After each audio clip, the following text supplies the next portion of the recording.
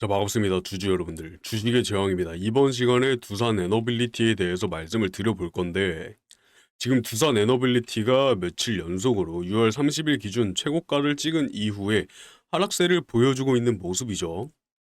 그래서 이 부분들에 대해서 말씀을 조금 드려보고자 이렇게 영상을 찍어드리고 있고, 이 부분, 먼저 결과부터 말씀드리자면 지금 이 세력들의 작전이라고 말씀을 드릴 수가 있겠습니다. 지금 왜 세력들의 작전이냐, 이 부분들에 대해서 말씀을 조금 드려보면, 지금 6월 17일 기준으로 주가 상승하고 있는 이 시점에서 외인들이 물량들을 대거 정리를 하는 상황들이 이어졌습니다.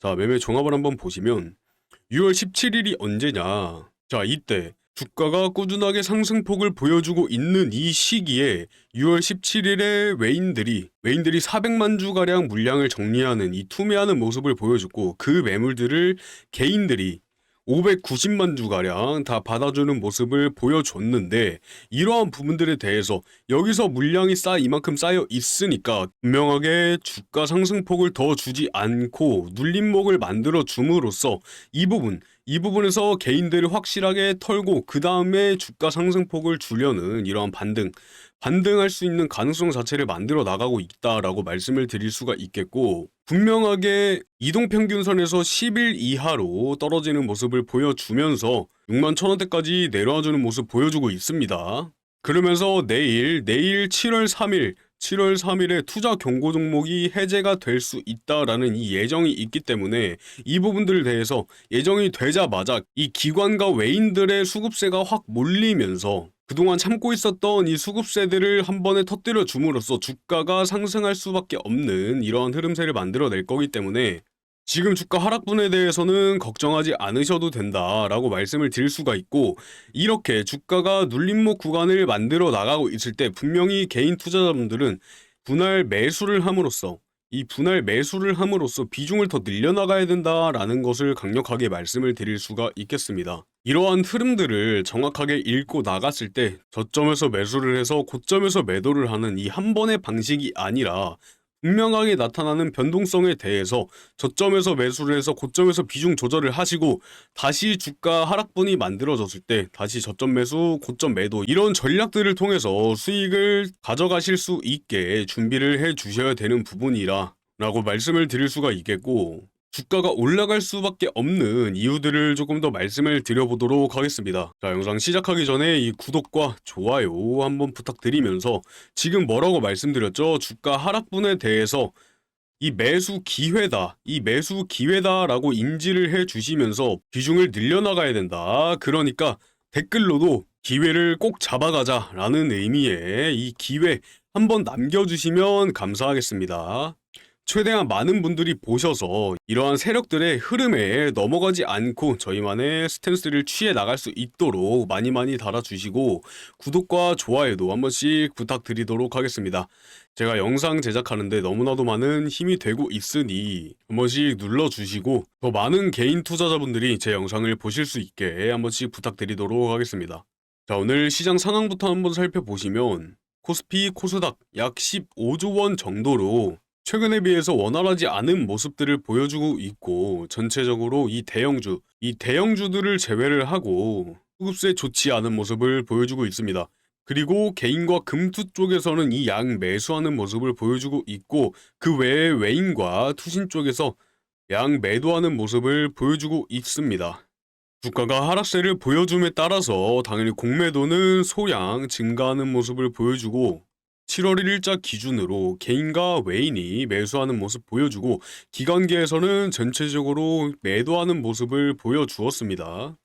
그리고 주가 하락의 이 주요 원인에 대해서 말씀을 한번 드려보자면, 6월 2일부터 7월 2일까지 외인과 기관들의 전체적인 이 매도세가 나타나주고, 이 외국계 증권사들의 부정적인 리포트가 나온 이후, 그리고 기관과 외인들의 지속적인 매도세가 하락세를 지금 주도하고 있다라고 보실 수가 있겠고, 지금 이 실적이나 재료에 대해서 하락세가 나오는 것이 아닌, 이렇게 세력들의 움직임만으로도 하락세가 나올 수 있는 이런 부분들을 정확하게 캐치를 해 주셔야 됩니다.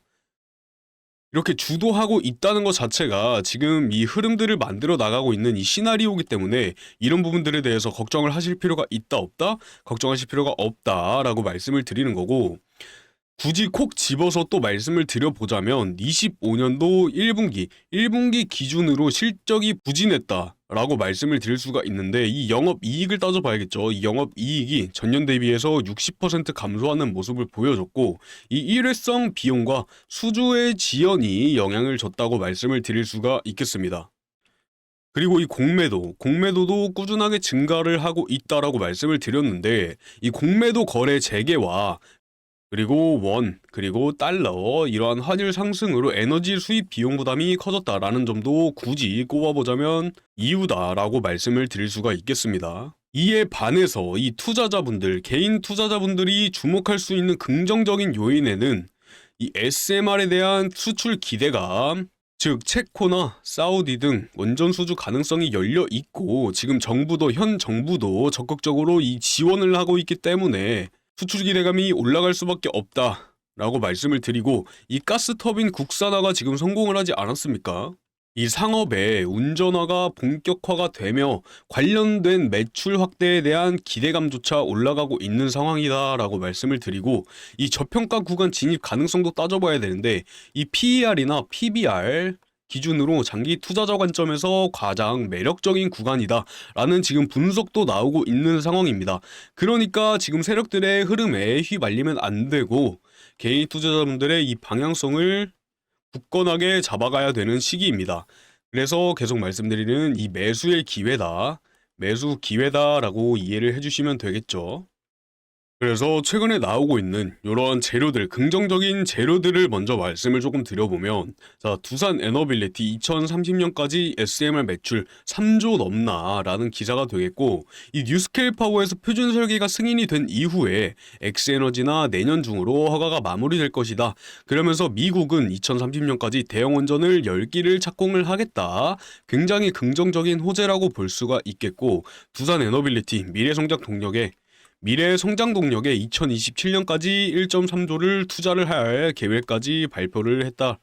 그리고 기사 내용 제가 자세하게 더 말씀을 드려보면, 2030년까지 두산 에너빌리티의 이 SMR 매출이 최대 얼마까지? 최대 3조 3천억 원까지 증가할 것으로 예상이 되고, 이 부분에 관해서 NH투자증권이 SMR 부문의 영업 가치를 기존 4조에서 무려 33조 원까지 상향 조정을 했습니다. 이 사실은 단순한 기대감이 절대 아니고, 이 뉴스케일 파워나 엑스에너지 등 주요 고객사로부터 모듈 수주가 이렇게 현실화가 되고 있기 때문에, 뉴스케일 파워만 해도 96기, 현재 96기, 엑스에너지는 36기 정도의 규모로 예상이 되고 있는 부분이고, 여기에 지금 테라파워나 롤스로이스 그리고 웨스팅하우스 등등 다른 글로벌 SMR 개발사까지 포함하면 성장 가능성은 훨씬 더 크다고 말씀을 드릴 수가 있겠습니다.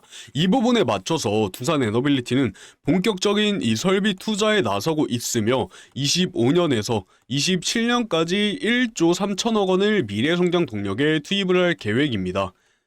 기존 대비 거의 2배 수준의 투자 규모로 전용적인 이 생산 라인 구축이나 이 혁신적인 제조 기술 도입에 초점이 맞춰져 있는 만큼, 예를 들어서 이 레이저 크레이딩 계속 말씀을 드리고 있죠. 이 레이저 크레이딩이나 전자빔 단층 용접 같은 첨단 제조 방식은 이 SMR 제작 기간을 기존의 17개월이었죠. 기존의 17개월에서 약 3개월로 기하급수적으로 단축할 수 있는 이점들을 가지고 있다. 이러면서 이러한 흐름들은 단순한 기업 성장 전망을 넘어서 글로벌 에너지 패러다임 변화에 대응하는 전략적 움직임으로도 볼 수가 있겠습니다. 특히 SMR은 기존의 대형 원전보다 이점들이 굉장히 많은데, 특히 안정성과 경제성 자체가 뛰어난 편이고, 설비 확장도 유연하고, 특히 이 AI 데이터 센터 등 분산형 이러한 전력 수요에 대응할 수 있는 최적의 기술로 평가를 받고 있으니까, 글로벌적으로도 지금 이렇게 이 SMR에 대한 관심도가 폭발을 하고 있는 상황이다. 알아주시면 되겠고, 미국은 2030년까지 대형 원전 10기 착공을 계획을 하고 있다고 말씀을 드렸죠. 이 각국 나라들에서 탄소 중립과 이 에너지 안보 확보를 위해서 SMR에 투자하는 흐름은 더욱더 가속화가 될 전망입니다. 두산 에너빌리티는 이러한 시대적 흐름 속에서 이 뉴스케일 파워의 1,300억 원, 1,300억 원 규모의 지분 투자를 단행을 하고 기술 내재화에 나서고 있는 상황이고, 국내에서는 이 스마트 원자로 개발에 참여를 해서 국산 SMR 기술력도 함께 확보를 하고 있다라고 봐주시면 되고, 이 해외와 국내를 동시에 공략하는 이 투트랙 전략은 경쟁사들과 이 대비해서 굉장히 강력한 차별화된 포인트다라고 말씀을 드릴 수가 있겠습니다. 이 결론으로 말씀을 드리면 단기적인 주가 흐름에 일희일비하기보다 이처럼 이렇게 구조적이고 성장 기반이 명확한 SMR 사업에 대한 중장기 비전을 이해를 하고 접근하는 부분, 이 부분이 가장 중요하다라고 말씀을 드릴 수가 있겠고, 집중을 해 주셔야 된다. 우리 주주 여러분들이 꼭 알고 가셨으면 좋겠습니다. 두 번째 기사 이어서 한번 보시면 이 전력망에 대한 특별법 고준위 방폐법이 본격적으로 시행된다. 하반기부터 시행이 될 것이다 라고 말을 하고 있고, 이렇게 최근에 시행되는 전력망 특별법과 고준위 방폐법을 같이 대입을 해 본다면 이 에너지 인프라 전반에 대한 정부의 정책적인 이 지원들과 방향성을 저희가 정확하게 잡아 나갈 수가 있겠다 말씀을 드리면서, 특히 이 SMR 분산형 전력 공급에 적합한 기술이기 때문에 전력망에 대한 이 확충과 직접적인 연관이 있습니다. 자, 이 전력망에 대한 특별법과 고준위 방폐법은 25년 9월 26일부터 본격적으로 시행이 될 예정이고, 이 대한민국의 에너지 인프라와 원자력 안전관리 이 체계에 대한 중대한 변화를 가져올 법안이다. 그리고 우선적으로 이 국가기관에 대한 전력망 확충 특별법은 기존의 한전, 이 한국전력공사 중심의 전력망 구축 체계를 정부 주도로 전환하는 내용들을 담고 있는데, 그동안 이 초고압 송전선 건설은 지역 주민들에 대한 이러한 반대들과 인허가 지연 등 사업이 수년간 지체되는 경우가 굉장히 다반사였습니다. 그런데 이러한 이 법안들은 그런 갈등을 줄이고 이 전력망 자체를 필요한 적재적소에 확충하기 위한 목적을 가지고 있다라고 이해를 해주시면 되고, 법 시행 이후에 국무총리 산하에 이 전력망위원회가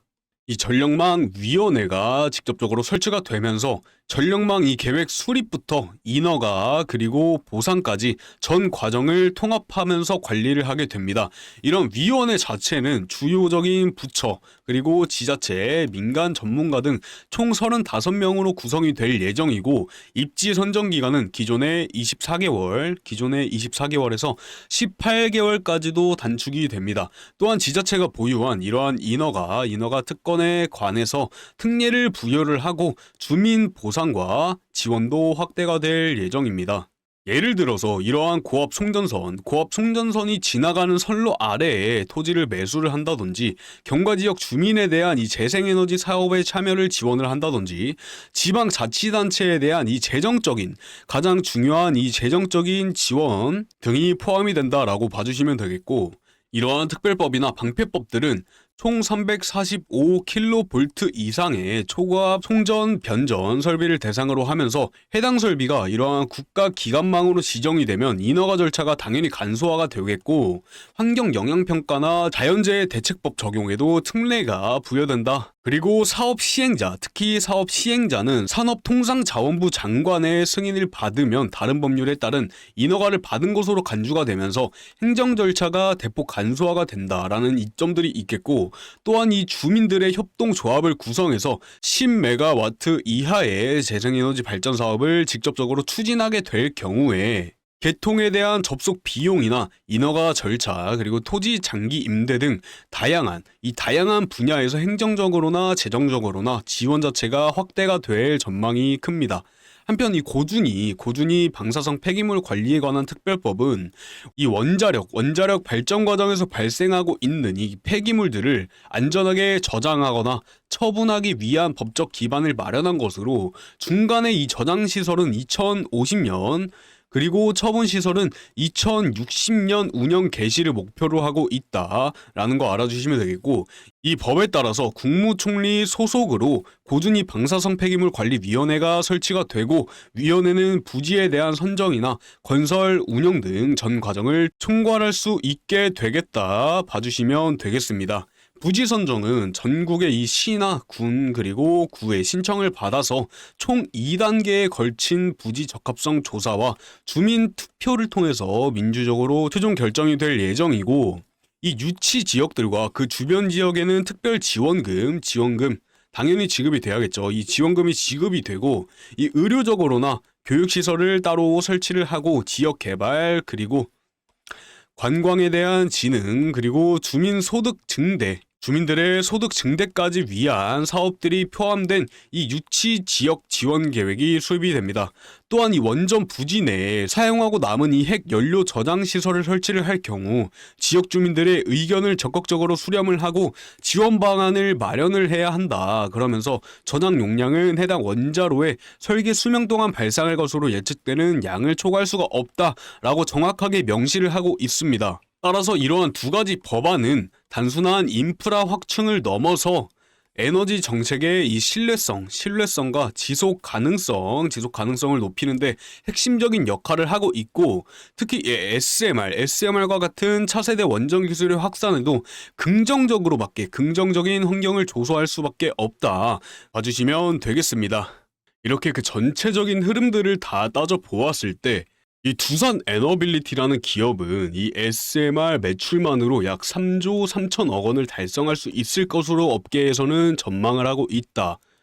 그러면서 이 NH투자증권이 SMR 산업의 영업가치를 기존의 이 4조에서 33조까지 상향 조정을 했다라고 말씀을 드렸었죠. 이러한 조정가는 단순한 기대가 아닌 뉴스케일 파워와 이 엑스에너지 같은 글로벌 기업가의 실제 그 수주 가능성과 기술의 내재와 기반에서 비롯된 결과로 이 뉴스케일 파워 같은 경우에는 96기, 엑스에너지는 36기 규모의 SMR 모듈 수주가 예상이 되고 있고, 테라파워나 롤스로이스 그리고 웨스팅하우스 등 다른 SMR 기업들로부터의 추가 수주도 가능한 구조입니다.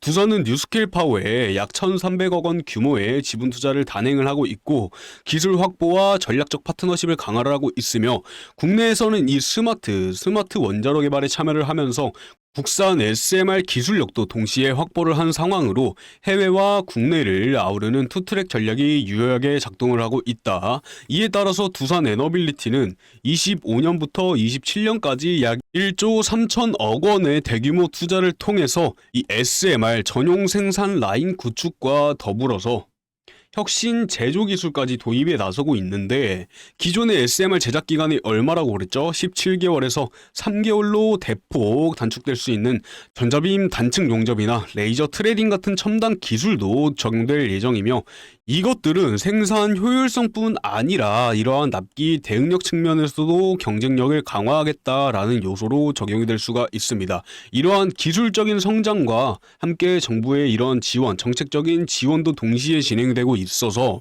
SMR 산업의 외부 환경 역시 매우 긍정적으로 변화하고 있습니다. 올해 9월 26일부터 본격적으로 시행되는 이 국가기관 전력망 확충 특별법은 기존 한국전력 중심의 이 전력망 구축 시스템을 정부가 직접 관리하는 이러한 구조로 전환이 되면서 국무총리 산하의 전력망위원회가 전력망의 계획 수립에서 인허가 그리고 보상까지 통합적으로 수행하는 방식으로 변경이 되면서 전력망 구축 시스템을 정부가 직접 관리하는 이러한 구조로 전환하면서 사업의 입지 선정 기간이 24개월에서 18개월로 단축이 되고, 지자체의 인허가에 대한 특례가 부여가 되는 등 프로젝트 지원 요인을 제거하는 데 집중을 하고 있으며, 지역 주민에 대한 보상과 지원도 대폭 확대가 될 예정입니다.